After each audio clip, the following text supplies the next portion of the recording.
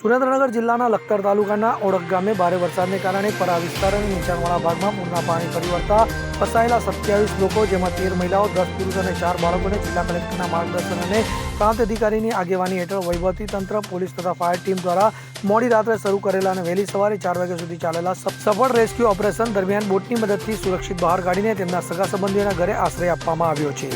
કલ્પેશ વાઢેર સાથે CN24 news, Limbdi.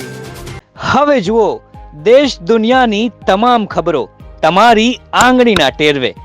ઉઠાવો mobile અને Google Play Store પરથી ડાઉનલોડ કરો અમારી CN24 ન્યૂઝ મોબાઈલ એપ.